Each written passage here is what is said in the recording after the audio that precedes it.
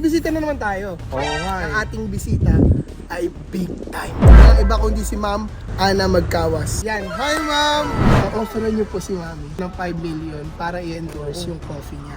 Tapos ang kunyari mangyayari ay magsushoot po tayo. Parang umiinom siya ng product. Pero ang totoo, pupunuin namin ng gin.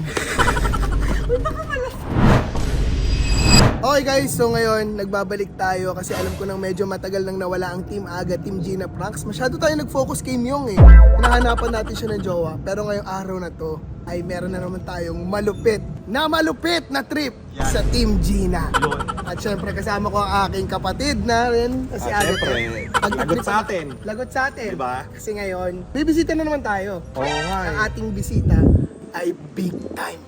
Time, grabe. Isa sa mga kilalang owners dito sa Pilipinas. Ah, talaga? Oo. Sasakyan? Negosyante. Hindi, ibang owner yun. Owner na Diba yun eh? negosyante at isa sa pinaka-successful.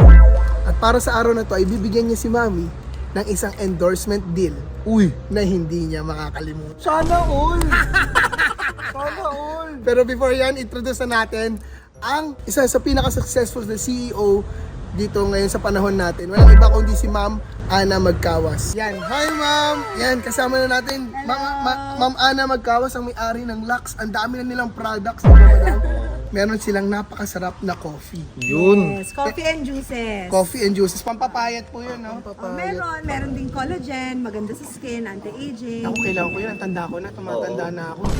Pero po, Kasi habang tumatanda, nababawasan yung ano natin, di ba? Bumabagal yung digestion, kaya yung nga. metabolism. Oo nga po. So yun, kailangan ko. Baka pwede kami na lang Pwede kunin rin yun. yan sa'yo.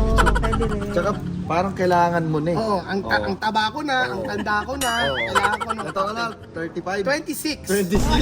26, Talaga lang ha? 26. Talaga ka ha? So, Ma'am Ana, may gagawin po tayo ngayon. Oo nga, na-curious nga ako, dinala mo pa ako dito sa lugar Siyempre na to. kasi malalaman ng nanay ko eh. Okay. Siyempre, Team Aga po tayo ngayon. Di ba?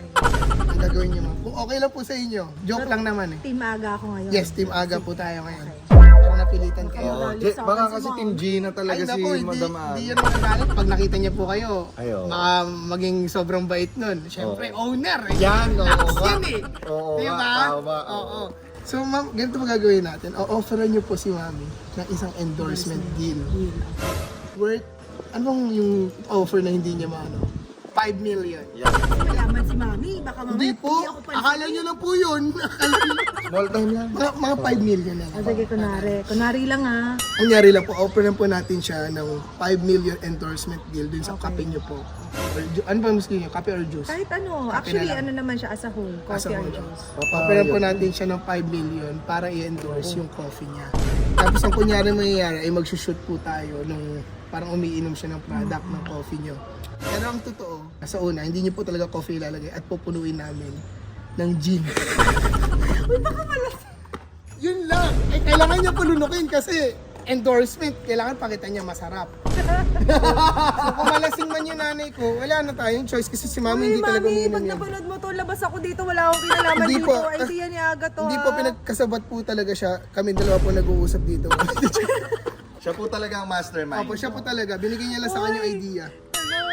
So, okay lang po ba yun? Sige, Mami. So, parang- Tsaka na, Team Aga muna ako ngayon. Yan! Kami magsiset up ng kape. Okay. Tapos lalagyan namin ng maraming gin. So, parang ano na yun, gin na may konting kape. Dapat kape muna, tapos lagyan mo ng gin. Kaya nga, pero sa sobrang dami ng gin, hindi na siya lasang kape. Pero tas kailangan Kailangan, masarap syempre ka na endorsement, kasi kailangan pag inom ni mami. Ay, hindi naman umiinom yan. Oo. So, tingnan natin yung magiging reaction Oh, niya. kinakabahan ako. Okay lang po yan.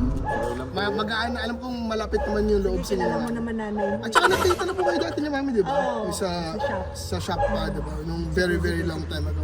So ngayon, simulan na natin. Team Gina, humanda ka. CEO na ang kakampi ko ngayon. Ganong kalakas ang Imaga!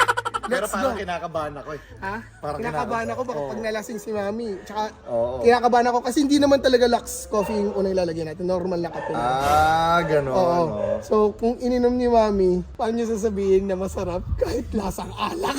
Purong alak. Ikaw talaga nakaisip niyan. Sino talaga? Ako talaga, ako Ikaw? talaga. Kinakabahan Siyempre, ako. wala ka sa mga trip eh. Pero, yun, mami, humanda kayo. Uwi na kami ngayon ng bahay.